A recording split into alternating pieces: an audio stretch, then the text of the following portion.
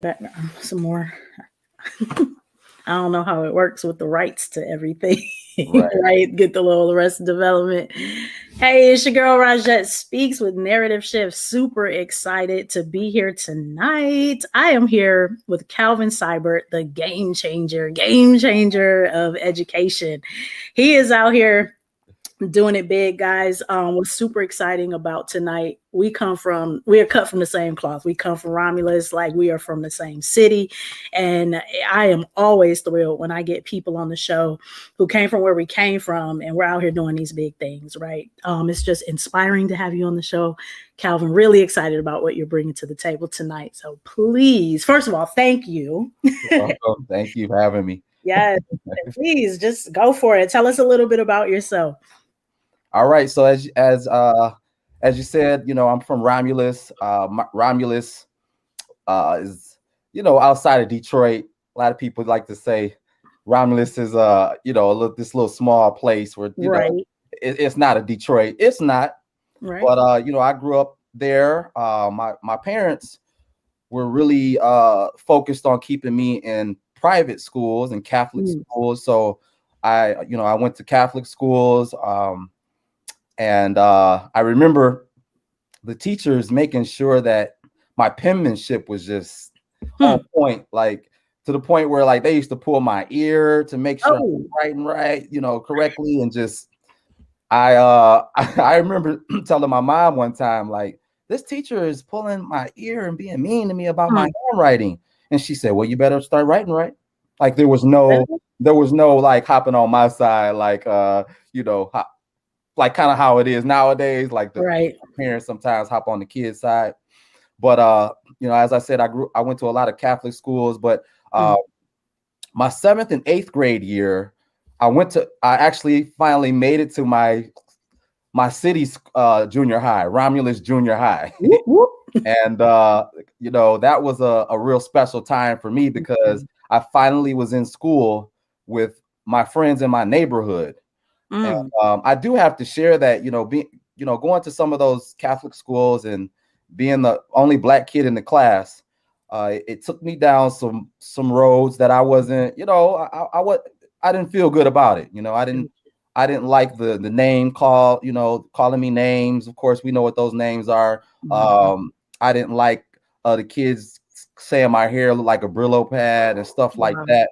But the good thing about that is I ended up kind of, having my mother sit me down and talk to me about how the importance of, treating people the way you want to be treated. And so that really stood out for me because even though they treated me a certain way, I still wanted to be their friends.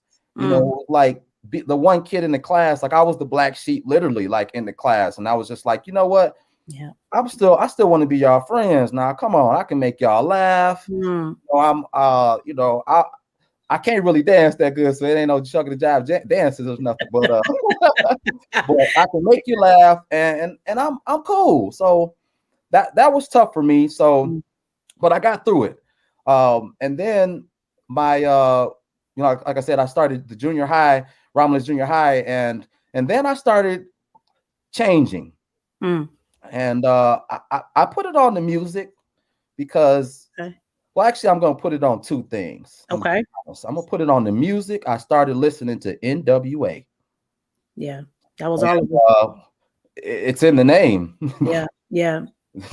So that started to change my attitude. And then on top of that, my parents got divorced right around the same time. So the fact that my father moved out, he moved to Inkster. And, I thought I became the man of the house, literally, like at 13. I was like, you know what? This is how I'm going to do it. This is it. Like, and the music was telling me to be tough and to be mean and to sag your pants and exactly. and to wear big clothes that nobody really knows what your size is. So I fell into all of that, and in the process of that, I became mean to my mom. It was almost like I was blaming her for everything, and then when she would try to create this structure in me, it was total pushback. Like, no, like you don't even like. It was almost like I was judging her, being like, you didn't stay married to my dad, so how can you tell me what to do? Wow.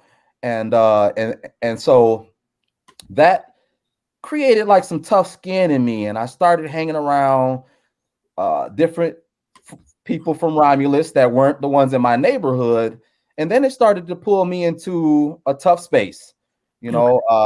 It pulled me into a space where I was doing things that I know I shouldn't have been doing, especially at that age. Sure. And then that was when my mom pulled the plug, and she's like, you know what?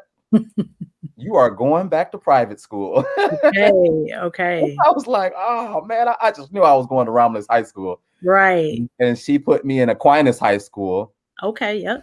And I remember one of my buddies, Naeem, he came right with me. Yeah, I know about him. Naeem was a guy that really taught me a lot about the tough skin and how you can't always you can't always be kind to everything. If that's a better way of saying it. Yeah, you gotta, because you get taken advantage of if you do. So I learned that from him. And then in the process of trying to figure out who I was, it kind of caused me to be the black sheep again at Aquinas. It was like, I was like, you know what? Me and Naeem, we hanging together. So whatever he does, I'm going to do the same thing pretty much. And so that was pulling me into like a space of like, just kind of being mean to kids, like knocking people's books down and just cracking jokes and the mama jokes and just all of those jokes. I was a part of all of that, and but I knew deep down in my heart it wasn't really me. Right. Exactly. I knew I was just doing that to like fit in. And at that age, freshman in high school, like you're really trying to figure out who you are. And it's not like you figure it out as a freshman in high school. True. So it takes time. And so that my high school experience was it was deep because to have teachers that I don't really remember any of their names. I don't.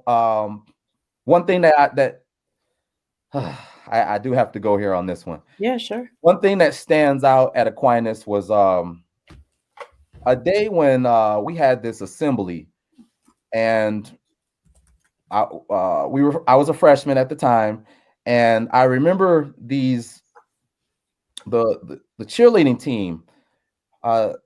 They came out during this assembly with black faces on. Oh, what? And afros. And they performed the Michael Jackson song. Calvin, are you kidding? I didn't know this. This was 90. So this would have been 90 what? This would have been. It was 1990. Man. I graduated in 94. This was 1990. And wow. I remember how we all looked at each other because we always sat by each other. In the lunchroom, we had a black table where we all sat. Yep. And in the assemblies, we all sat together. And I remember one of my friends, I'm not going to say her name, but I remember we looked at each other and we was like, do y'all see this? And then the next thing I know, when the assembly was out, this young lady, she on our team, pretty much, she ran up to one of the girls and punched her in the face. Wow. And I was like, oh, it's about to go down. Right. And then it was like this riot at Aquinas.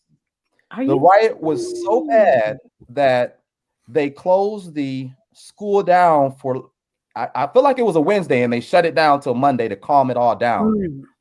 It was, it was in the newspaper. Gosh. We were really hurt by that. We knew it was wrong, but the young ladies, they said that they didn't realize it was wrong.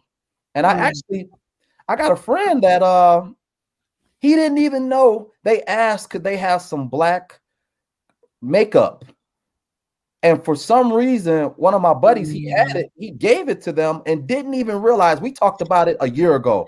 Wow. I didn't even realize when I gave them that black makeup that they were going to put it all on their face. Yeah. Wow. And that's exactly what happened. And we were torn by it. The school was just at an uproar. Our parents got involved. We ended up having this meeting, and the school was just never the same after that. Of course, we had to adjust. Of course, yeah. That, and they apologized, but it didn't really fix it because it happened, and the adults in the school, the teachers and the administrators, they didn't really know what to do. Sure.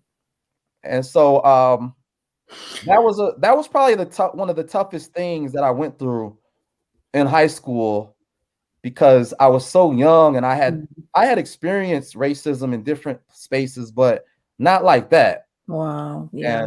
And that really was like a game changer for all of us. And we started to stick together, and instead of like attacking and being mean and fighting, it was like we pretty much said, we're gonna do good in school. That's what I remember. Like, we're gonna get these good grades. We're gonna listen to these teachers and do what we need to do. Let me ask you this. That's wild. I had no idea about that. I mean, 1990, I was I guess I was a 6th grader, I think, in 97, maybe 7. Wait, no, is that right? You were a freshman? Yeah, I was a freshman. So I was in the 8th grade then. Yeah, you was in 8th grade then. Yep. Yeah, and so I mean, obviously, we always heard about Aquinas, right? And everybody always kind of had, friends that went to Aquinas as well.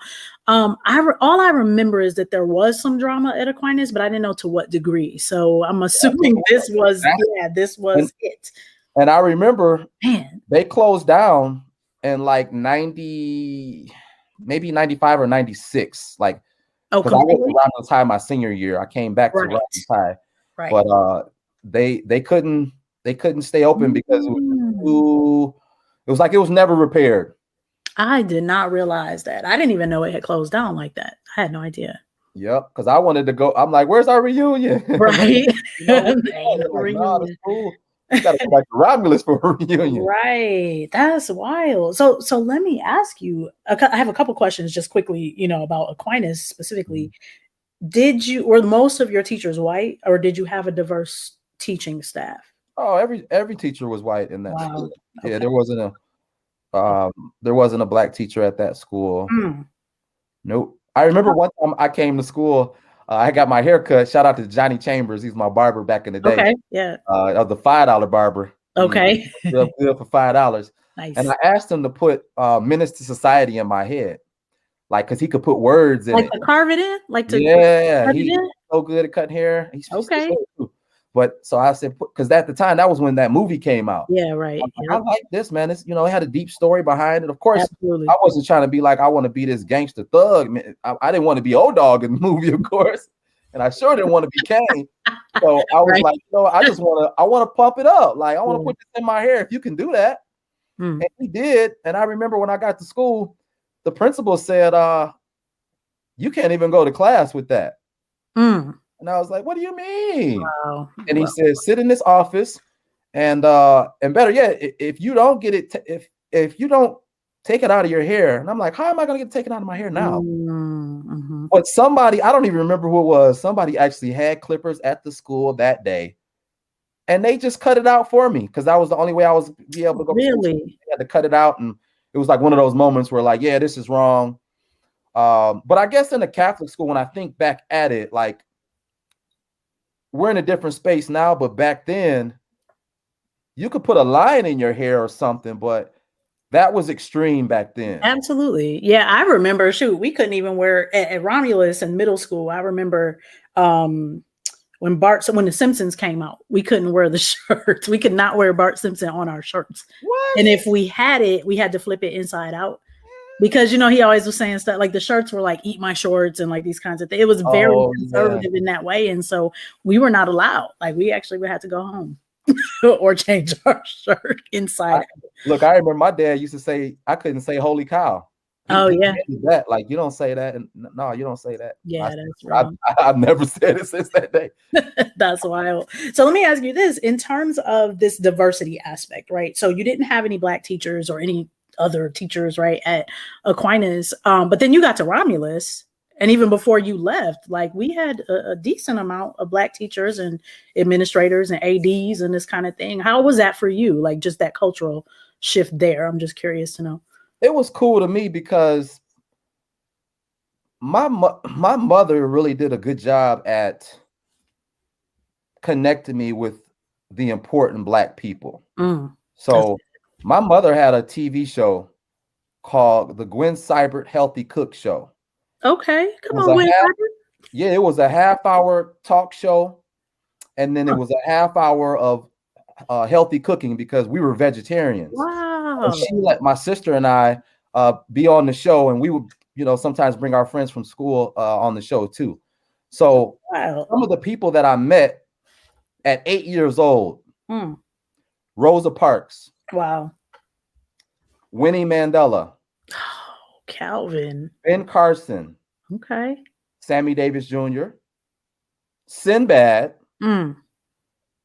I mean, she put me in this space to just meet all of these people, and they all would drop seeds in me. They would say all this stuff and all these positive things to build me.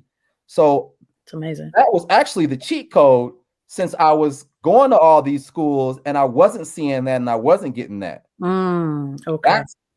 That's how that's wild. I feel I was able to make it. Meeting all these important people in our history, and it's like, wow. That's beautiful, Calvin. Listen, so what network was this show on? I'm going to ask. Channel 62, the first Black station in. Man, if you don't get out of here, how did I not know this? Look, I used to stay there and watch the scene. Yes. Like all of that, because we were behind the scenes. That's amazing. Stay there and watch all that. And a lot of people used to think we were rich, right? Because we were on TV. But no, that was the first Black network. Yeah. And it wasn't a paid one like that. That was like, get your feet wet. Let's see if you can. Because I remember my mom, her goal was to be the next Oprah Winfrey. So that was like her start. Yes. And so that's amazing. I had no idea about this. And then look, check this out. The last school I taught at, I'm actually wearing their blazer right now. Who you got? The Academy of Arts and Sciences. Okay. Yep. Right across the street.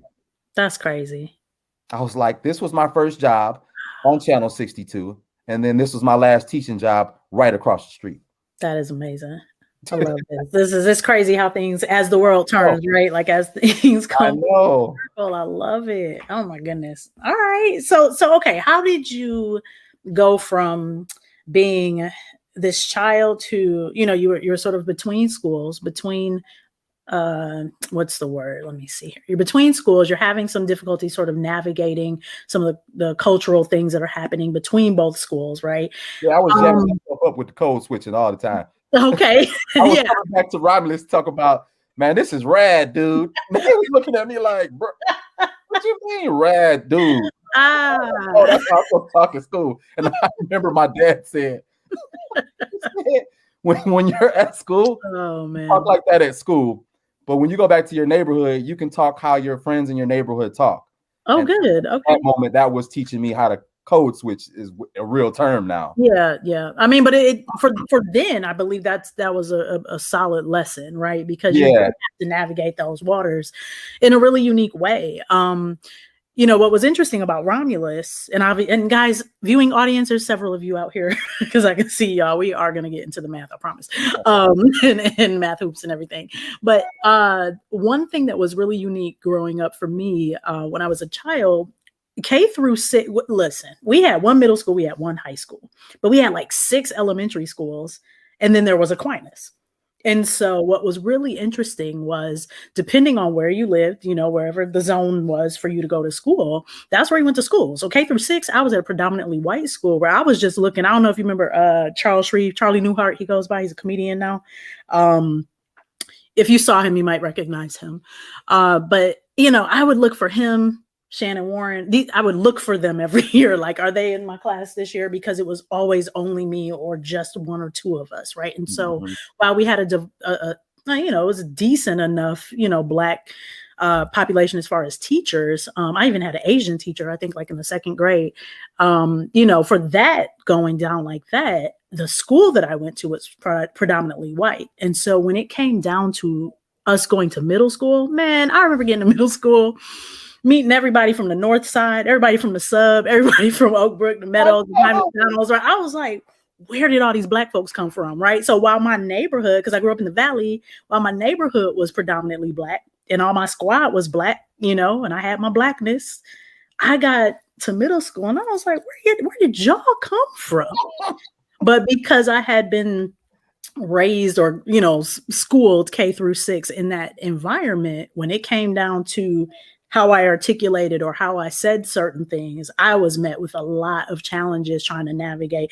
Oh, you talk so white, these kinds of things, right? And so I'm sure you heard that, right? And so trying to just, try to establish friendships in middle school is kind of different because that north side, like all the cats from the north side were like, why you hang with them? Because I've known them since kindergarten. I don't know they my friends. You know what I'm saying? Right. So it was really hard. So I'm just thinking of what it had to be like for you, kind of going, you're living in this one environment and then boom, now you're over here and having to go back and forth. Everybody kind of knows each other. And then you bring the Inkster dynamic like that. I can't even imagine what that had to look like. I just always felt different. Yeah. My mother being this humanitarian, like, I don't think I even shared this with anybody, but when I was in the 5th grade, my mother, we took in like 5 Haitians and they lived in our basement.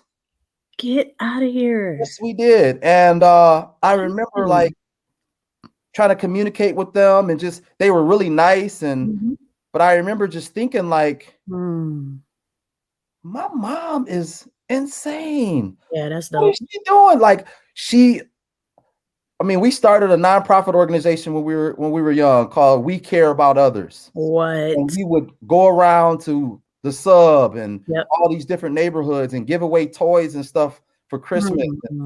Like, so she really poured into me. Yeah. To care about people, to give back. Don't even worry about all this black-white stuff. It don't matter. God loves us all.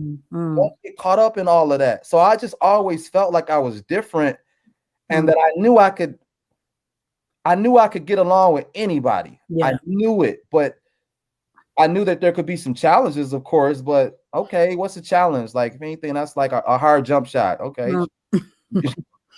Shoot it again. Like, wow. So it was a challenge, but then it wasn't. Like, if anything, I feel like when I was at Romulus middle school, Romulus Junior High, that was the time where I was really just kind of being like, am I about to be a little thug? Like, what am I like?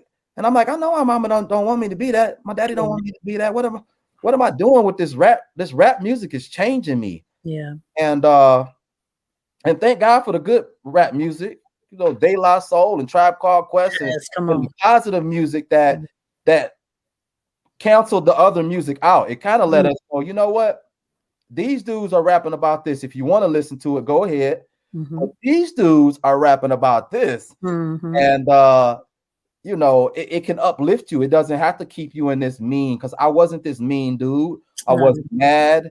All of my fights in my neighborhood, and I fought a lot of people. Did all you? In my neighborhood were all because they thought I was just so nice, and I was. Okay. And it was like people picked on me, and I had all of my fights were just from people picking on me, thinking I wasn't, gonna fight back. I remember my father put me in a karate class, and he's like, "Yeah, you can defend yourself with this karate stuff, pretty much." And I remember fighting on the corner. On the corner of the block, and it was I ain't gonna put the names out there, but I remember fighting, and I was like, I'm not using this karate. I think they're gonna laugh at me if I use this karate. I'm just gonna throw punches. You are Cobra Kai with it. Just I know it was like that. I was like, no, I'm not even gonna use this because I knew that I was tough, but I didn't want to use that as like credit. Like I didn't want to be the guy to bully people. I didn't want to walk around like, look, I'll punch you in the face. No, I already knew there were people like that. And I used to be like, why? You know, I used to try to be cool with those people, like. And then they were offering me to join this gang, you know, JBM and all. Yeah, JBM. What was that down? I was like, no, I don't need to be part of JBM. Yeah, y'all actually just trying to get some girls, and girls already like me, so I'm good. I don't even need that, man. I make them laugh, so they, you know. That's real. That's so real. Like you taking me back because I forgot about those old little gangs and stuff. Yeah. What's so wild is a lot of people, when I tell them I'm from Romulus, they're like, what? You know, they don't think Romulus had any kind of like hood, nothing. And I'm like, where you get that from? Like, basically Inkster Jr. Like, what are you talking about? That's so clutch how you said that. Inkster Jr. Like Inkster Jr. You know, so we did have to watch our back. Like, I was never in a gang, but I certainly had people, you know, like my squad was like, you know, I knew that if anything went down, I knew who to go to for some coverage. If I'll just leave it like that, you know, so I was never in it. Look, but I mean, you know, sometimes in your neighborhood, there is just that gang. Exactly. And so I remember they created BMP, behind McDonald's posse, and I was like, I ain't part of that. No, that's the younger ones. I ain't in that. I forgot about that gang, man. I forgot. But you know, the Valley. I forgot the Valley one, but yeah, I was just like, y'all gonna be great. You know, my parents were not about that life, and neither was I. So, and speaking on the Valley, if you don't mind, go ahead. Yogi and I were best friends. So here's the thing. You about to make me like cry on this thing. Saying. So. Yeah. That was my best friend, like for real. So here's what you don't know. And so audience, I'm sorry, we just having a little nostalgic song. We're gonna get into the stuff. But the thing about Calvin and I, we knew like of each other in school, but we didn't really like know each other. So this is a conversation and we're like catching up, and we have not talked since high school, maybe. Right. So this is literally, aside from me just saying, hey, can I get you on the show? So we're having a little moment. So excuse us. Yogi lived across the street from me. And so growing up, I always tell people that was literally like my brother, like my best friend growing up, literally. So that's what's wild about what you just said, because I didn't know that. And so when I was growing up, I was sort of the baby of the crew in the Valley. And my mom and Yogi's mom were really good friends. And you know, his grandparents were like my homies. Like they came to my open house, high school graduation open house, and they just hung out, you know, and that was hard because I'm like, you know, yeah. In fact, the when Yogi died, literally the night, and this is hard because I haven't talked about this in years, but the day, you know, he asked me to go to that party with him. He asked me. And my parents were like, no, you're not going. Because I was like the youngest in the crew, right? And so they're like, you're not going. And I mean, I had a whole fit, got in trouble, like grounded, like the whole thing. And my mom woke me up at 2 a.m. and she told me. And I was just like a mess. Like, so that stuck with me for years. And so part of just my testimony in life, like I always share with people that when I was growing up, you know, my best friend was killed in high school. That was Yogi. Like he was like my brother, you know, we did a ton of stuff together, and like right across the street. Come on. I was always downstairs in the basement playing with his little Nerf stuff, basketball. Like, you know how many times we fought over getting dunked on and us trying to win? Like, you remember he used to wear them used jeans and that Stewart shirt. Stop it. So yeah, my mom and his mom were real cool, and that's how we connected. And she was like, "Yeah, Yogi's the only child, so Calvin should hang out." And so we started, and then we ended up, you know, just always being together. Yeah, man. And, he was killed by gun violence. Yep. You know, it was the first person in our space to die with that. Like Boys in the Hood had came out like right around that time, and then it happened in our city, and we were like, it was like the eye opener of the century for us. Like, so absolutely, you think this can really happen? Yeah, and it did. I was terrified after that. Like, you know, my parents lived right on the corner.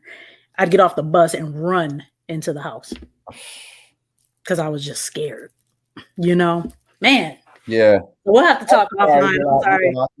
When you said the Valley, I was like, hold on. Yeah, I didn't expect you to take it there, man. I didn't know y'all had that relationship like that. That's wild. That's something. So we will definitely talk offline more about that another time. For sure. So thank you for that though. So I do want to know how you went from the Calvin. So you had just so many things. I had no idea. It was just such a rich background, right? I want to know how you got from there to, like, did you always know you wanted to be a teacher and go into education? And then also let's talk your basketball background. So first of all, for the audience, guys, let me tell y'all something. Calvin Sibert was ridiculous on the court. And I'm not just saying that. Like, this brother right here, I would watch him and I'm like, okay, he is something different. Look, I had this drive about myself, and thank you for saying that. I just had this drive about myself, like I wanted to be the best. Kobe Bryant. Even before Kobe Bryant, it was Isaiah Thomas, and for me, basketball was always special to me. So from the neighborhood to playing on teams and stuff. But the only thing that jammed me up is I kept getting injured. I got injured my first day of basketball practice at Aquinas. I broke my wrist. Jeez, and I was so mad at my mom because I was like, you told me I couldn't play football because I was gonna get hurt. I could have been out here Barry Sanders and people, right? Now my first day of practice, I broke my wrist. And so then the next year I tried out again, and I ended up tearing cartilage in my knee. So every year it was like, but I just kept saying, I'm gonna make it to the NBA. Some way I got to make it to the NBA. And I remember my dad, he was like, you know what, son, I got to keep it real with you. And by the way, my dad is Mr. Smooth. By the way, he's the ballroom guru of the United States. Wait, your dad is Mr. Smooth? Yeah, there's only two Calvin Siberts out here. Wait a minute. I'm Smooth Junior. I'm going by Coach Calvin and the Game Changer Education. Dude, I'm Smooth. Like, we gotta have a conversation because it's a whole nother plug. That's a whole nother plug. So my father, he broke it down to me and he said, Calvin, how are you going to make it to the NBA if every year you keep getting hurt? I just want to, how are you going to do that? They need to know who you are. You got to be like the best on the team to make it, like just being for real.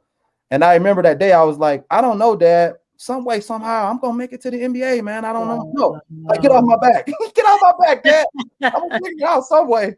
So just this crazy faith that I always had, because I grew up Catholic, and just this faith. I've always believed in the Lord. So that's always been it. So that was the crazy faith I was throwing out there, Dad. Sure. And so when I realized, like, in high school, my sister went to Western Michigan. So in high school, I never really cared about getting A's and B's. I just was like, you know what, as long as I get these B's and C's, I'm good. Like, the top grades weren't it for me. I didn't want that. And at that time. And then I realized, like, okay, so my sister went to Western Michigan. She's 2 years older than me. And that was the moment I realized, I said, you know what? If my sister went to college, I'm going too. And then I started kind of speaking to my counselors, and they were asking me things like, what do you want to do? And I'm like, I don't know. And I'm like, well, you got to pick something. And I'm like, well, let's just go with business, because Boys in the Hood, Furious Styles said, you got to have your own business, Black business, so you can give back to your community. I rolled out the Boys in the Hood. Shout out to John, can't shoot out John Singleton. There you go. Oh, yeah. But that movie changed, it put that in me. So it made me think, like, you know what? I need to have my own business, flat out. Wow. Now, when I started at Western Michigan, that was the space that I entered. I was like, you know what? I'm going to do business classes. And those classes were so hard. I was dropping them left and right. Like, nah, man, I can't even. I'm not about to fail out like this. Like, nah. Like, I remember I had an instructor. He said the highest grade you can get in this class is a C, just to let you know. And I was like, what? Like, he started it off. Threw me off. I was like, all right, peace out. I'm dropping that class. So, fast forwarding it to my junior year, I stayed in that space, just took, more general eds, but I realized, like, I don't even really want to do this business stuff. And my counselor, shout out to Jody, she said, you better figure it out soon, because you've been, this is like going on your third year, so you got to figure it out. And so I went to church. Okay. And I'm not gonna plug who my girlfriend was at the time, but okay. It was a competitive. Actually, I'm very competitive. So my girlfriend gave her life to the Lord, and I said, she ain't gonna outdo me and get her life better before me. So I'm about to give my life to the Lord too. Are you kidding me? That's how this went Exactly down. how I was like, I already know I should be doing this anyway. I'm just holding out. And since my girlfriend was a little bit younger than me, I was like, you know what? She ain't gonna outdo me on following the Lord. Come on now, I can do that too. So I ended up, giving my life to the Lord and asking Him to show me my purpose. Yeah. And I remember being at church, and I closed my eyes and I said this prayer, that just show me what it is am I supposed to do? Why am I in college? What am I supposed to do? And when I opened up my eyes, there was this young girl staring at me. And I was like, what, education or something? And literally after that, somebody in college said, you could be a substitute teacher if you have 65 credits and a 2.5 GPA overall. And I was like, I got all that. And they was like, yeah, you get paid like $75 a day too. I'm like, what? That's big money in college. Like, that was the start. Yeah, 75 was the start. So I was like, all right, let me give it a shot. Nice. And I tell you, when I walked into that class, I was subbing for a high school too. I walked into that class, and it was literally like walking into my destiny. Wow, Calvin. I was like, this is it. The kids have respect for me. I talked to them about college. It was like this moment of, asking for. And then I went back to my counselor Jody, and I said, guess what? I'm switching my major. I'm going to school for education, and I said specifically elementary education, because I knew I was too young, and I had this baby face still, and I was like, I don't. An older teacher told me it's going to be dangerous for you to teach in a high school setting, because all it takes is for one young lady to say something about you, and you already look young, like your age. She's like, if I were you, I would pick the elementary space, because that's different, and I just wouldn't want you to have to, form a lie. It could ruin your whole thing. Yeah. And so I say elementary education is. That's amazing. I love this story. So, gosh, so that was what year? This had to be. This was 1997. Okay, so 97. You graduated from Western. Look. I don't know if you listen to Eric Thomas, but me and him, we relate a lot. First of all, we were born on the same day, September 3rd. Second of all, the college experience kind of similar. It took me 5 years after that. So it took me 8 years to get my bachelor's degree, because I switched my major. And every summer I went home. I wanted to see my girlfriend, so I went home every summer, and I worked at Ford and made a little money, and then I came back to school. So it took me a long time, and I tell people, the same thing, like, just stick with it, just stay with it, even if it takes long and you owe a little more money at the end, student loans, whatever. At least you find your space and your purpose, and you can pay that back. You can pay that back on the back end. Wow, I love that. Wow. So was math always your jam? Like, because I know math was always my favorite. So I remember being in St. Aloysius, and I always liked math because I like numbers. Okay. And there was this kid that was real good at multiplication. We used to play Round the World. Remember Round the World? Yeah. And there was this kid named Charlie Hoffman. Shout out to Charlie Hoffman. You made me, man. I don't know where you at. Charlie Hoffman. So he used to beat everybody in the class. And I remember one day I asked my dad, like, how come I can't beat him? He's like, because every day when you come out of school, you're shooting jump shots in the backyard. Why don't you write out your times tables? Keep writing them, and then you'll probably be able to beat him. I literally did that. Wow. Came back and I popped him that day. And I was so hyped, like, yeah, Charlie, you didn't expect me. I was ready today. 18-48, let's go. So I love it. That made it. And then math has always been my space. But when I got into probably like junior year and it got all tricky with the math, it got harder. Like all that, it just got. I was like, whoa. I like the other kind. I got you. That's amazing. So you have taught, so just for the audience, so you've taught in Detroit. How many years did you teach in Detroit? So I graduated in 2003. I always say I taught for 20 years because, you know, from when I started subbing, I include that. But my first teaching job was at Center for Literacy and Creativity. It was a small school off of McNichols and Southfield Freeway. Okay. And I taught there for a long time. I don't even know how long, but I taught there so long. I was there until they got closed down. Okay. Good. 2 years. I went to Kalamazoo and I taught at a school called Paramount Charter School. And I remember there was only one black kid in the class. And I remember how easy it was to teach, and me feeling like, you know what, I left my kids in Detroit for these kids in Kalamazoo and Portage that don't really need me. And this one little kid in this class, he the only one give me a hard time. Right. Remind me of me, you know, back in the day, like, you know, of course I finally did get him to budge and root for me, which helped him. But I ended up coming back to Detroit, back to the same school, and then I taught there for like 4 more years, and then that school closed down, and then I went to Michigan Technical Academy. Okay, on Telegraph. No, on 7 Mile, actually 7 Mile on Telegraph, and I taught there, and then can I tell this story? You can tell the story. This is my time. And I tell people if it's just long, we gonna snip them up a little bit later. And if you want to catch it later on the rebroadcast, they can. So go ahead. Because this is a part of my destiny and of how I made it to Learn Fresh in NBA Math Hoops. Absolutely. So I was teaching at Michigan Technical Academy, and the principal that hired me actually wanted me to fail. He looked just like me when and there was only 2 other black male teachers, and the other guy was a freshman, and I was the seasoned teacher. Okay. Well, I called him a freshman, but no, it's first year teacher. I got you. So I ended up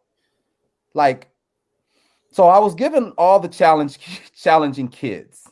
Like there were like 5 3rd grade classes, and I was given all of those kids.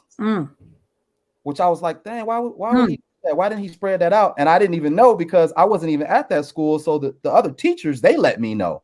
So wait, time out. So how many students was this approximately? I had like 30 in that class. Okay. And actually 4 of my kids came from the school that closed down and was like, we're following you, Mr. Sibert. Oh, wow. Okay. So they came to that class. Nice. And I had these students that were just giving me a hard time, like to the extreme I had never seen. And I was like, why am I not? I'm always able to, you know, change how a kid looks at class and stuff. Like, why is it not working? And that was when one of the teachers said, yeah, he gave you all these tough kids. I don't think he wants to see you make it. Wow. And I remember praying to the Lord and asking the Lord to give me a strategy on how to fix this. Shout out to my father, Mr. Smooth. I brought ballroom to the classroom. Did you now? So this principal said you cannot take the kids out for recess because they can't read. So if I see any kids out for recess, you know, you can pretty much pack your bags and leave, because I don't want to see any kids out here having fun because they can't read. So this was punishment for them because they couldn't read. So they couldn't have an outlet though for couldn't have an outlet. Wow. They was like, no. And I was like, oh, they can't go outside. That's whack. Okay. So that means that I can have fun with them in class. Okay. So that means that if I start teaching them how to ballroom dance, which they've never heard of, but they love me, they're going to start being gentlemen and classy young ladies. Nice move. And during the normal outside recess time, we did 20 to 30 minutes of ballroom dancing. And I taught them the basics, and I would play like instrumentals of the songs that they liked. Okay, sure. To connect them. And next thing you know, my class the whole behavior changed. I had the highest scores out of all the third grade classes. Nice. They kept asking me, how did you do it? How did you do it? And I said, I actually did said it. I said, I prayed. I prayed and asked God to give me a strategy. And I started teaching them how to ballroom dance. And then they started to have confidence. And the kids that were giving me a hard time, they were the best dancers, and they were my boys, and they were the leaders. That's amazing. And then the next thing you know, they were at their mother-son dance, twirling their mamas. Yes. Come on now. And so at the end of that year, like I said, my class had the highest scores for all the standardized tests. Their behavior changed. So he lost. The principal lost with that deal. He wanted to see me fail. And so at the end of the year, he pulled me in.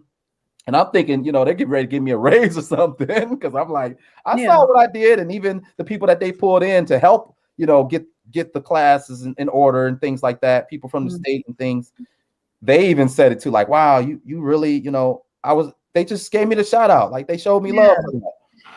And I'll never forget, because I've never lost a job.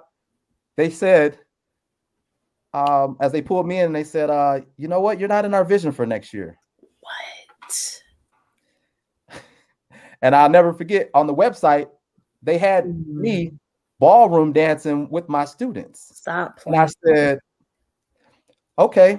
I said, so just make sure you take down the ballroom video, because that was something that I brought to the class. That part. And then as I packed up everything and thought, like, wow, I got fired. I remember telling my wife, like, I got fired. Like, but they were firing other people too. But I was just like, but I didn't deserve that. Wow. And shout out to my friend from college, James Mallet. He said, I know the school that's perfect for you. It's called the Detroit Academy of Arts and Sciences. Nice.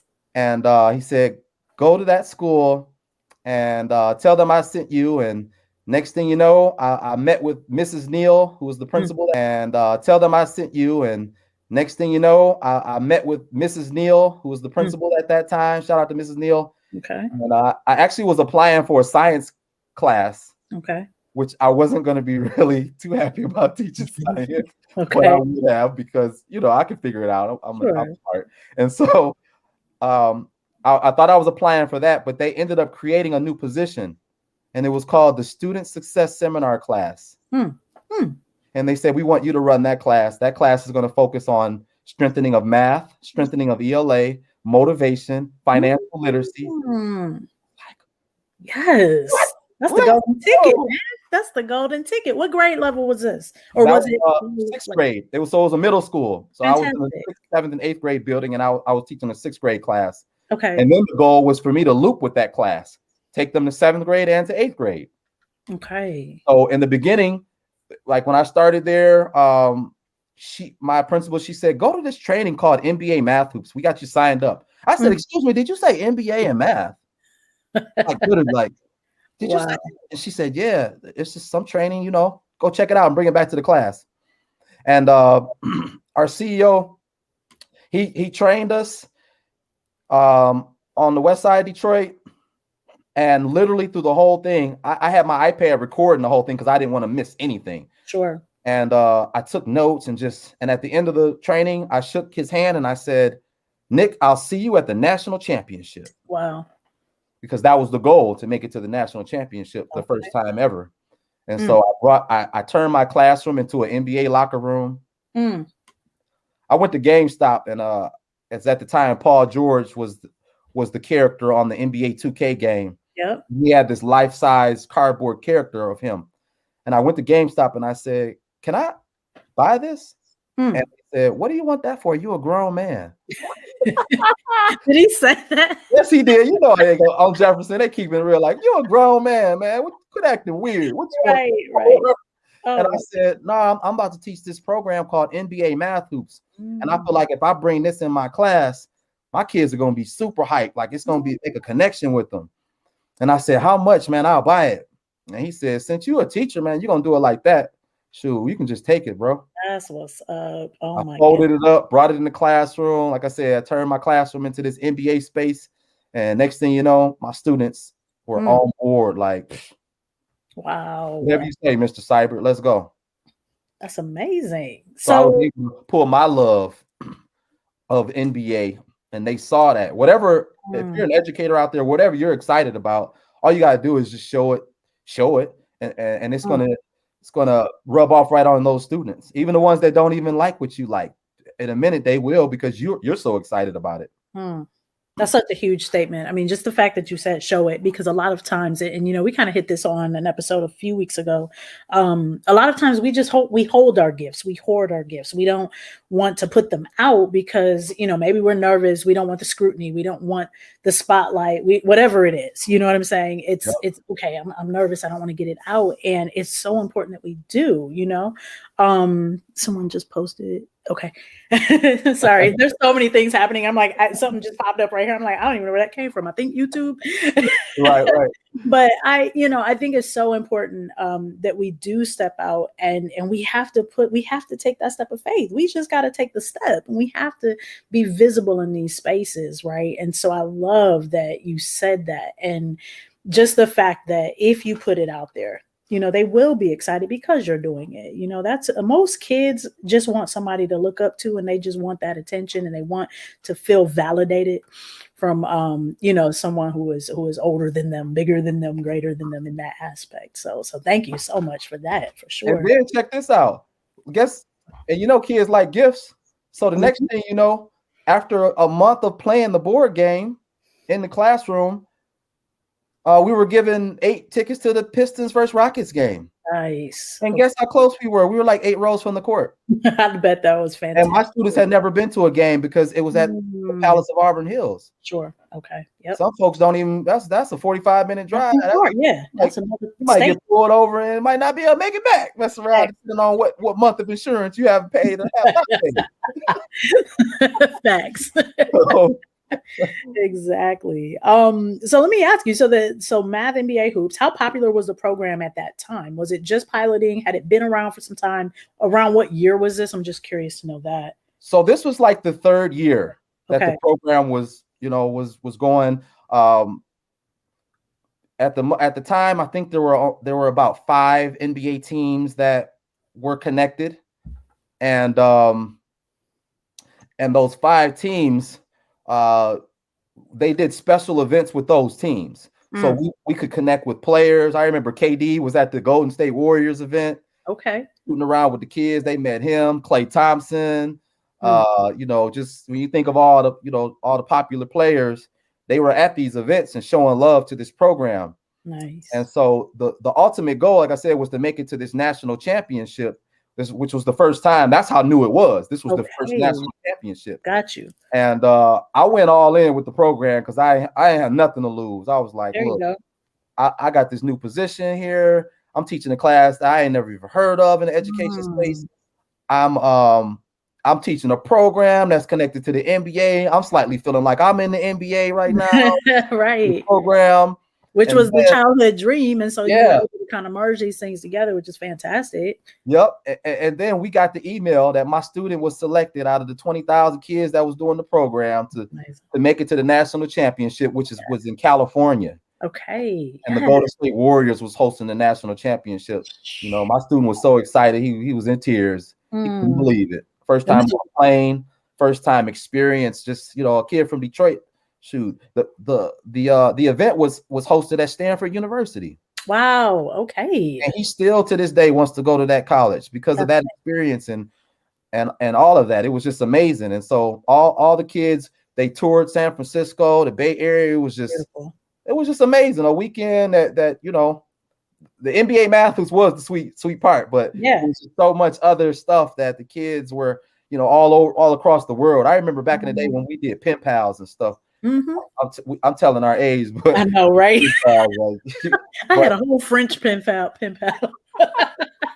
But nowadays, it's like that was a moment where we're actually pulling them all together. Everybody gets to learn about everybody's culture and background, and that was really amazing to me.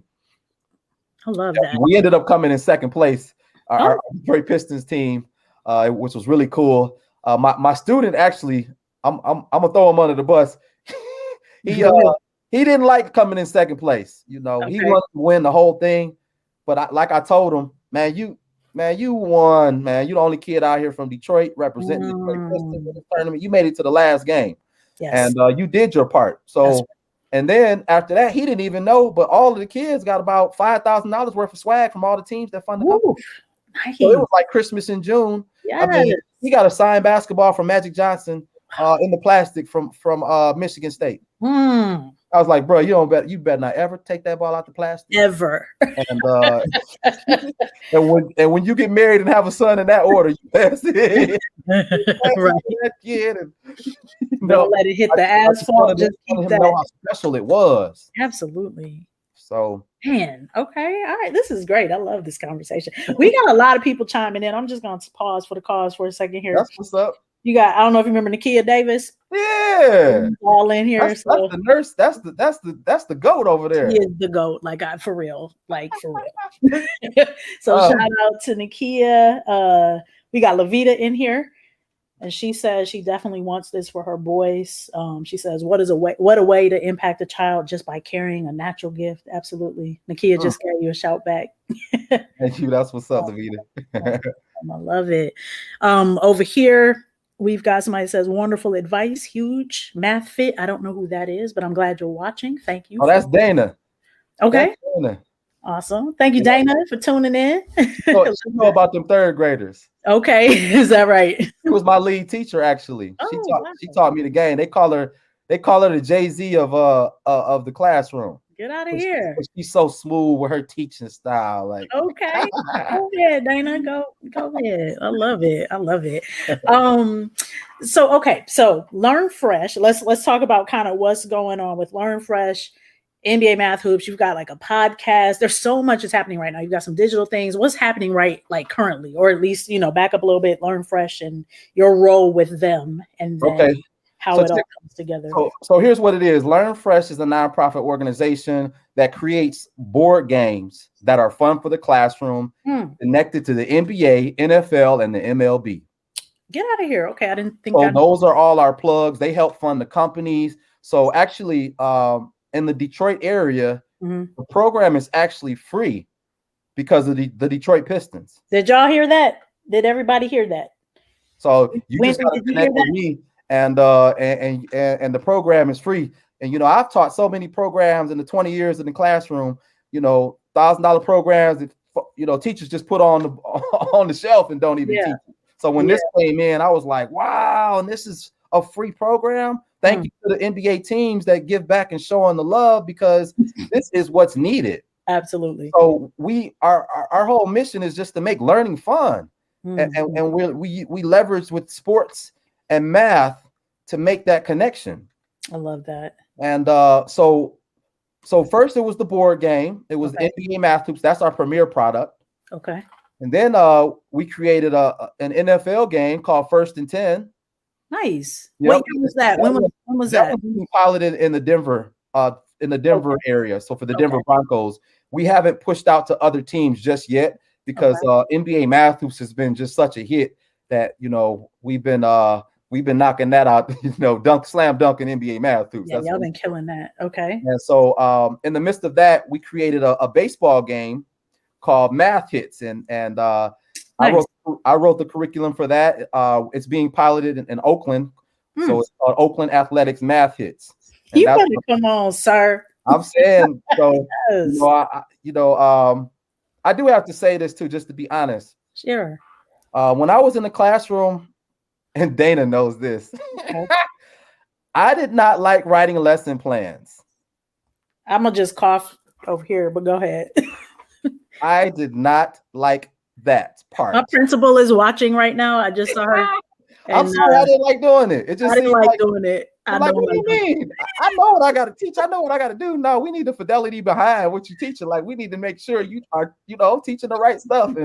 And so I never really liked that part. I like the teaching part, of course. That's my gift there. But I never really liked the writing lesson plans, and I was never in really in a curriculum writing space.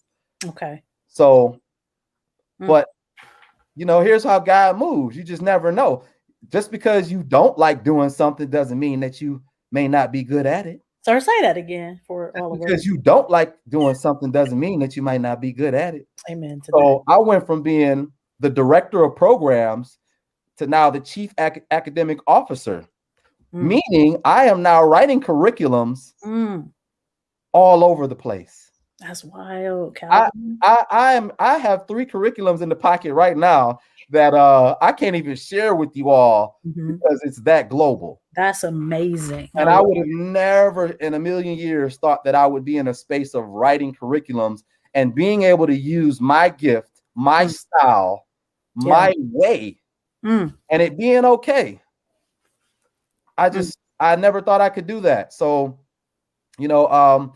so to be able to, what I really do, I write curriculums, I host webinars, I train all the teachers, I rep all the games, I just keep all the kids excited about our program while connecting with NBA players and interviewing NBA players in classrooms. And I mean, this pandemic has really turned over another leaf. We pivoted and we now have a digital game. Yeah, I was going to ask you. So what was this like, because what I know about you, because I was keeping up a little bit and I know you, how everything has changed, in this virtual space. So I want to hear about this digital game. I want to hear about how you are connecting people across the US and is it also global? And like, do you guys have a solid global footprint at this point? This is amazing. Just go. I love this. So I remember doing the last event at the Milwaukee Bucks Arena. And that was the last in-person event. We were doing a tournament there. And right after that, there was, the messages started going out about, COVID. And then we pretty much had like all these other events going on and we had to cancel them. I remember I kept thinking to myself, you know what? It's just going to go away. This is just something like this. In about a couple of weeks, we'll be back on the road. Wow. And it never happened. It just kept going another month and another month and another month. And we were getting ready to have this national championship event. Like I said, all these kids were going to fly into one location and we were going to do the same thing that I did, with my student that year. And we had to come up with a way to keep that happening. So we all got together as a team through Zoom. We talked about it and we said, you know what, we gotta do it virtually. We gotta do a virtual way. And at that time, it was a Zoom and the kids would, play the game virtually and I would ref the game, make it cool. I pretty much turned it into like if you were to watch a real game. So the game is pretty much the kids roll the dice, they do their math, and then they they roll the dice, and whatever the dice say, they have to add those 2 numbers, subtract those 2 numbers, multiply those 2 numbers, and then divide those 2 numbers. Nice. And since the court is the court has an odd and even side. So one odd side has odd numbers with different color circles, and the even side has even numbers with different color numbers. And go ahead, hold it up if you got it. It looks like you're looking off to the side. Go ahead. I thought I had it over here, but I probably moved it around somewhere. But these are some of the player cards here. And if you notice, they're different colors. Yes. They got different color player cards, and the color connection are the colors that are on the court. So the colors will have numbers, like there'll be like a yellow number 2, which will mean that Steph Curry's got to shoot a 3-point shot. And you'd be like, how'd you get the number 2? Well, if you roll 2 and 1, 2 times 1 is 2. Oh, gotcha. If I had Steph Curry and I needed to shoot a 3-point shot, I'm shooting with that number 2. Right. And so on the back side of the card, and I'm gonna show you. On the back side of the card is the actual player's stats. Oh, cool. What? Get out of here. Cool. Yep. And so to make a shot, the kids would have to, and we did this virtually. Of course, in person, it would be laying flat, but virtually, they would have to hold it up to their camera and literally flick it. Got you. And you see, of course, I'll go miss my shot right now. That's all right. Of course. When it goes down like that, you can miss. If it lands in the gray area, you miss. If it lands in the orange, you make it. So the good thing is that anybody can win. Well, anybody. It's not necessarily, even if your math is correct, that doesn't guarantee you to win. You still got to flick that spinner, and that spinner has to land in the right area. Gotcha. So once we created this virtual tournament where the kids were playing virtually, we was like, you know what, we got to turn this up another notch because the kids in the classroom aren't going to be able to do that throughout the school year. Right. So we're going to have to make a digital game that is the same. And that's what we created, a digital game. You are kidding me. This is like ridiculous. So let's talk about it. Go ahead. Clever created the digital game for us. Hasbro created our Hasbro, they made our board games. Okay. And so and NBA Cares are a part of that. So we just got all the right plugs and connections. Like it just kept getting better. And now we also have a mobile app. Check this out. So we had this mobile app for a while. I did it in my classroom. It's pretty much a 3-point contest. You put the grade level that you're on, and you got to answer the math questions, and you got to shoot these threes. Fun. What's the name of the mobile app? NBA Math Hoops. Okay, so it's all free download for Android and iOS. Okay. Yep. And so it used to be a 3-point contest, but you got Coach Calvin in the building. It's time to take it up another notch. So we thought about it like, hey, why not just turn it into the whole NBA All-Star Weekend? Like, we need the dunk contest. We need the skills challenge, the locker challenge. I mean, we need everything except the celebrity game with Kevin Hart. We don't need Kevin Hart dunking on our game. We don't need. But what we're going to do is we're going to have all these different game pieces that they can play in case they get tired of the 3-point contest. Let's dunk the ball. In case they get tired of dunking it, let's get to the locker room challenge.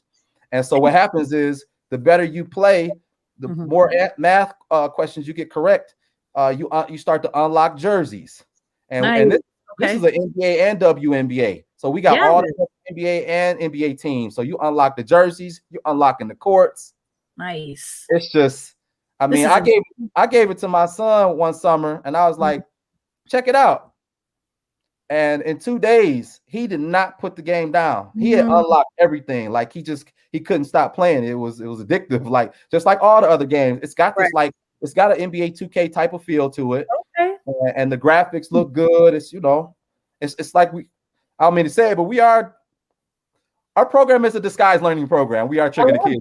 Yeah, absolutely, of course. So this you said Clever designed it. Did they came up with this? They created the digital game for us. Sure. Okay. Wow. Yep.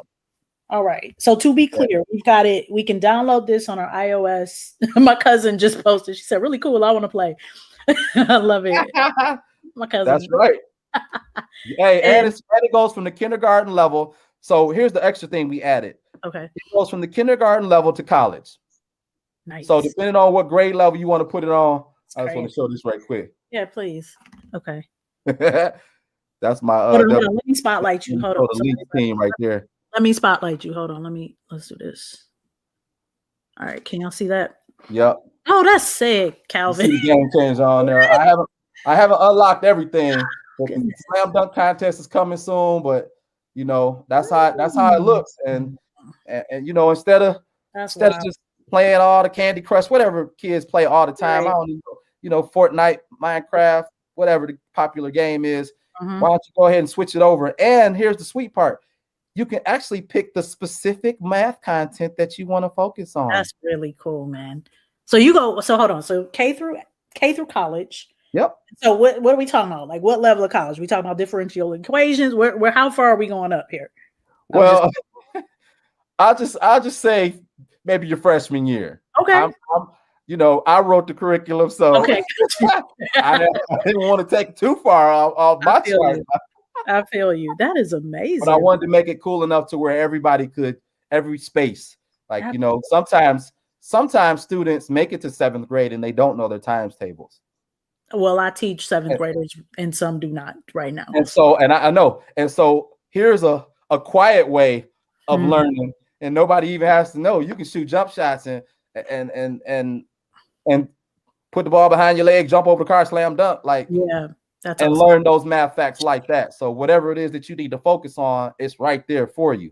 I love Super that. game changer. That is great. Lavita said, "No trig. We got trig in here." No, I ain't messing around with y'all. Lavita, no trig. That's right now. You know, we always leveling up. So yeah, you know, that may be something we can add to it.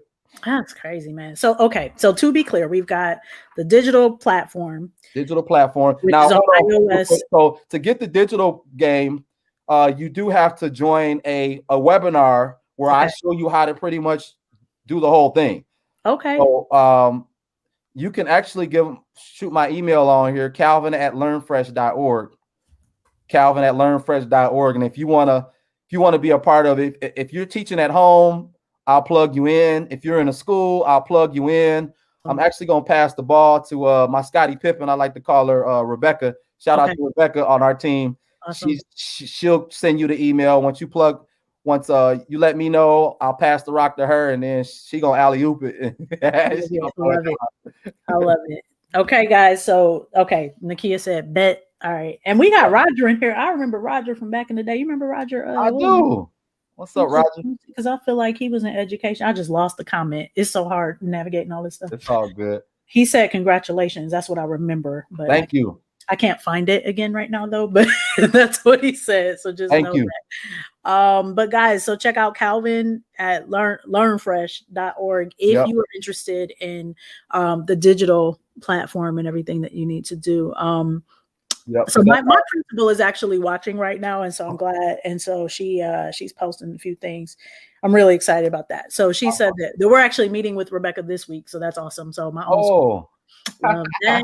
Shout out to Rebecca for doing the thing. This is great. I love it. She's actually the teacher who beat our students. We met in the final game.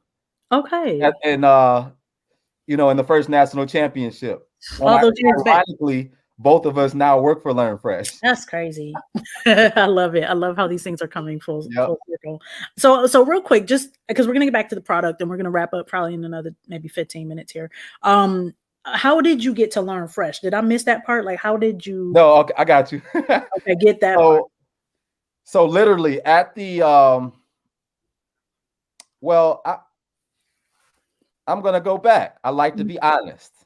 Please. When I first started the program, I loved it so much that I started to send emails to the CEO, and I said, if a position ever opens, let me know.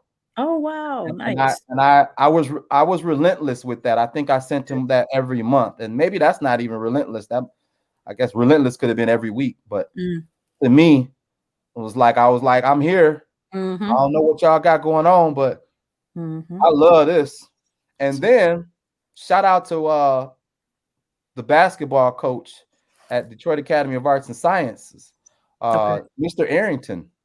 I asked him, I said, how do I take this to the next level? Because I want everybody to see what I'm doing. Like, I know I got a Snapchat account, but that ain't doing it. Right. How do I take it to the next level? And he said, oh, you need to create a Twitter account. And I was like, really? Man, I'm already on Facebook, man. That's another. I was like, you heard me. I was like, I get it. Not another one. Yep. He's like, that's the business one, though. And if you post on that one, that one will get you the right people to see it. That's amazing. And so I did that. I followed the script. Remember, and I hope I like to teach everybody. I hope I'm just giving little tidbits like, don't be afraid to be sweet. Don't be afraid to do what somebody said to do, even though you don't really want to do it. That's good stuff. Do it. It can change your life. And so I kept doing that. And, next thing I knew, Paula Tutman was coming to my classroom, interviewing me with Earl Puritan, and we were going on all these field trips and stuff. And at the national championship, while my student was playing the game, the LearnFresh team pulled me in for a job interview. What? I had no clue that I was going to be on a job interview. I was actually like, what is going on? I got to coach my students for this game.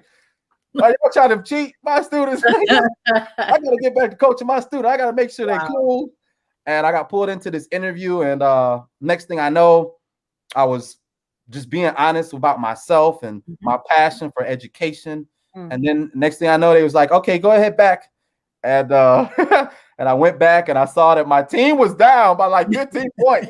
And I was like, I'm sorry, y'all. I can't even tell y'all what was just happening, but I'm sorry, but get your back in the game. And we actually did. We came back and we only lost by the last shot. Oh, what? Okay. I know we made it. And actually, just like how I did the spinner on that shot. Yes. Student had the last shot. Wow. He had the last shot with Chris Paul, actually. Okay. And it went around. And it just landed in the grave. Landed like but that was there's actually a YouTube video called the NBA Math Hoop Story. Okay. It's about 30 minutes. It shares actually why we did not win. Really? And I don't even want to give no more about it. Okay. What was the reason we didn't win? Sometimes second place, you got to own that space. Good. Sometimes, and there was an actual time where, so I won the Game Changer of the Month award. That was where the Pistons acknowledged the Teacher of the Month, and I got that award the day that my students actually went to that Pistons Rockets game. They called me out to the court, put me on the screen, and I walked out with the 2 cheerleaders. And they awarded me for being the Game Changer of the month. They gave me $1,000 and a jersey, dude. The Game Changer on it. And so, when I made it back to my students, like after I walked, I always like to tell this part. I made it back to my students, and all they wanted to know, what is your wife gonna say about you walking out with them 2 cheerleaders? The cheerleaders. I was like, first of all, he's not gonna say anything. That's their job. Like, they're not my ladies. Right. Their job. They just walked me out. But a 7th grader, or actually they were 6th grade at the time. They were that's what they thought. Like, oh, you about to be in trouble, Mr. Sibert. Mr. Sibert will get you. And so after that, I was like, wow, like that was another moment of like, this is just real. Like this is real, like for real. And so after that, the 5 educators that won the Game Changer of the Month, they put everybody in this pot and pretty much said to vote. And I started sending I sent so many voting things for me to people on Facebook. Yeah. And the winner would get $10,000. Wow. So I was like, I'm not gonna lie. Once I passed it to my dad, because my dad, Mr. Smooth, I knew his followers were just all gonna they was all right. And so I was like, I already thought I had it in the bag. Look, I walked out there with this on. Yes. And when they called all of us on the court, I literally thought I won. Like it was already, I had already spent 500 of it. I was buying this TV and everything. I already knew. Let's buy. I got this TV. I'm about to buy it. Let's go. And when they called the other guy's name, I felt so bad for 2 reasons. One, I had already counted it like I was too cocky in that space. I wasn't humble. I mean, I thought I was humble, but in the back of my mind, I was like, I already got this. Right. This is the bag. And so, but the other thing was, I wanted to win it for my dad. He was at the game. This was that moment where I was like my dad has came to bowling tournaments with me when I was 10 years old, and I came in 2nd place, and it was always 2nd place. And I was like, so I felt really bad that I didn't win it. And I was like, dang, like the 10,000 of course would have been good, but I really wanted to win this for my dad, man. Like, and my dad took us all to TGI Friday, and it was like, he told me, he's like, you know what? When one door closes, another one opens. Yes. Watch what's going to happen, man. I ain't tripping, man. You still my son, man. You still sweet. I ain't. Even if it was rigged, I don't care. Like, you still sweet. I don't think it was rigged, but I just think that I thought that I had the bag and I didn't. So, right. A month after that, I got the letter from Learn Fresh. Wow. Okay. They offered me a letter, and I'm not gonna say the numbers, but it wasn't no $10,000. Hey, I love this. And so it's like, do you want the little bag or do you want the life change? Ooh, you gotta come on and secure the whole life change bag. I had 10,000. That ain't even a teacher's salary. Yeah, right. And I ain't trying to knock 10,000. Right. But you preaching too, by the way. Hey, you out here. They teaching and preaching. It's all in the same. This is good. You're right. Here behind it. Right. This is so good. When I saw that letter in the email, I was just like, my life is about to change. Wow, Calvin. And I told my dad, and I was like, you were serious, man. I'm getting ready to work for Learn Fresh, man. I feel like I'm Kobe Bryant, and I just got drafted to the Lakers. Beautiful. But instead of getting drafted to the Lakers, I got drafted to the NBA. I don't just work with one team. A lot of times I go to schools and I share my story. My story is actually, and please, if you want me to come to your school and talk to your students, my story is how you can make it to the NBA without a jump shot. Ooh, I love that. I love that. Miss Hilda, you still there? I love that. Yep. So I'm super thankful that, I put in, but I followed this script, y'all. Remember, I did this. I didn't really want to. I did this. I didn't really want to. I did this. I really wanted to. Like some things, but there's sometimes when you have a blueprint and you see that there's something someone's giving you and they got love for you, I would just do it. What's the worst that could happen? That's right. That's good. That's a good word, man. That is great. Woo, you out here. I'm over here taking it in. This is so exciting for me for so many reasons. Okay. So thank you for that. So you have the digital platform. What else are we working on? What's right now before we right now, every week I'm doing virtual tournaments with each team that we're connected with. And we're connected with 25 NBA and WNBA teams. So every week, I'm reffing the games. I'm throwing on the gear of each team. Nice. I'm watching the mascots come in. Okay. I'm watching the cheerleaders join the call. I'm watching NBA players join the call. Crazy. Yeah.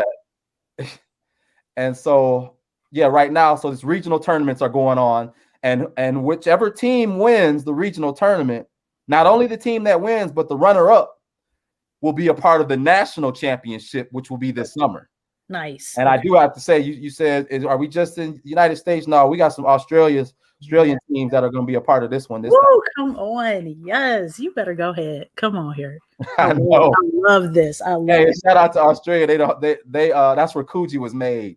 Yeah, right. I got to get out to Australia. I don't know if they still making the Coochie, but Coochie was always one of my favorite brands. I remember you rocking Coochies back in the day. I do remember. Coochie was my thing. Yep. That's wild. Okay. Yep. So we got that. We've got the podcast. How often is the podcast running? Is that going on? So we just finished our first season of the Learn Fresh podcast. Perfect. Me and Nick, the CEO of the company, we pretty much are bringing in teachers, talking about the pandemic and the online learning. We're bringing in NBA players. We're bringing in general managers. We're trying to find every space that can help everyone learn about how to just make things better. In this time. And so right now we're on the third we're done with this first season, but we're actually on the third episode now, and you can find it at the Learn Fresh podcast on Apple or Spotify. Okay, I'll post that in a bit. Awesome. Oof. And just to say, my dad doesn't have either one. I got to mess with my dad right quick. He don't have Apple Music or Spotify, but you can Google Learn Fresh podcast. Yes, you can actually watch it like that. Okay. Through that way. So you don't actually have to download. You don't have to be a part of Apple Music for those that may not have that or feel comfortable doing that. Okay. Perfect. So what's going to happen pretty much, like after the show, tomorrow, I'm going to post several things to the Narrative Shifts page. I might do a little blurb also on this page, just so that we can just have a place where we can find all this stuff. This is amazing. I love this what Dana just mentioned. She said, "This is a beautiful story. You have so many powerful messages, and I appreciate this interview. Thank you so much, Dana." And thank you, Dana. Calvin, you are like killing it. I'm Dana, you always been special to me too, and you know that I learned a lot from you. You were my lead teacher, and I learned so much from you that the 2 years later I ended up being a lead teacher, and I used a lot of the things that you taught me. And you know, I'm already laid back and kind of cool. So and we actually both Virgos. I think our birthday maybe the day after or something. So we cut from the same cloth when it comes down to that too. There you go. That is wonderful. Thank you so much. Obviously we can kick it for like so much more time. This is great. This has been wonderful. And I appreciate you just joining us and just, you know, being so authentic and transparent in what you've communicated. A lot of times, you know, when folks watch shows or just whoever they're watching, they don't always realize the back end, you know. Obviously everyone sees the right here, you know, the success or what's in front of them. And they don't always understand what it took to get there, right? This coming in second, like that was hitting me like a ton of bricks every time you said it. And a lot of people I know, you know, feel like, okay, I don't want to do this anymore. I want to give up because I'm not getting first, you know. And there's, like you said, sometimes you got to own second. I think you said that, you know, you have to own it at times, you know. There was a song that came out that kind of, remember, Nelly, I am number one. I don't know. Something like three is not the winner, and 2 nobody remembers. I am number one. Yeah, it kind of makes you think like if you don't win, you ain't nothing. But that's not it. Sometimes I would rather. Sometimes when y'all watch that story, I was actually, if I would have known that story before, I wouldn't have wanted to be the one to win that game. I got you. Yeah. Sometimes the other person needs to win. And then shout out to my wife. She always says, "You make losing look so good." I love that. That's probably just her saying that, but she's like, "Nah, you ain't supposed to win a lot, man. You're supposed to make it look cool on how you lose and be cool about it." I love That's what our program is about.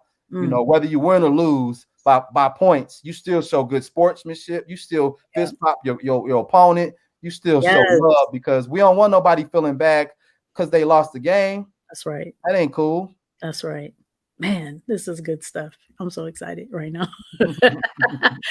Okay, your IG handle, I know I have it. Go ahead and give it to me. Game Changer _ of education. All right. And shout out to my homeboy Lawrence, Low 14, one of the best videographers and photographers in the game. Yeah. When I was coming up with my handle, I was like, you know what? I'm a game changer. And he said, but you're going to have to put something else on that because there's already too many game changers. And he was like, you know what you should be? The game changer of education. I love that. And he told me how to put the _, because he was more in the social media space. You know, he knew how to do that. So that's how that ended up being. Yep, did I get it right? It's right there, right? Yep. The game changer _ of education.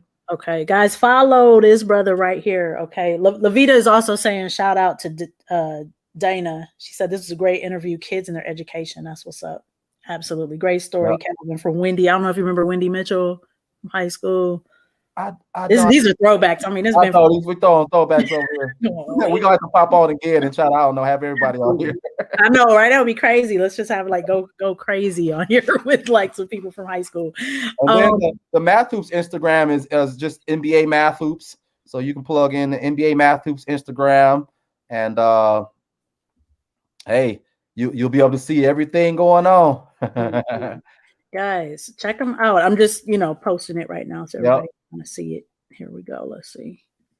All right. So everybody, there you go. This is Calvin Sibert, game changer of education.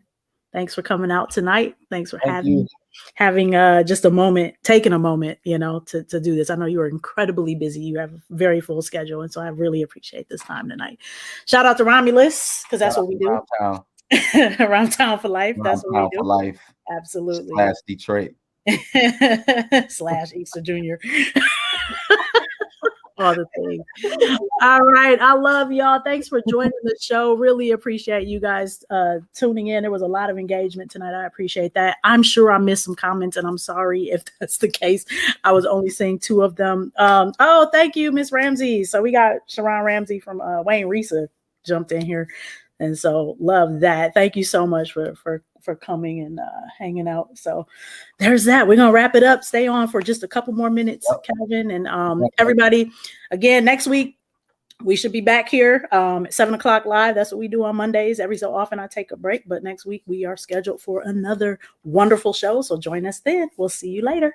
All right.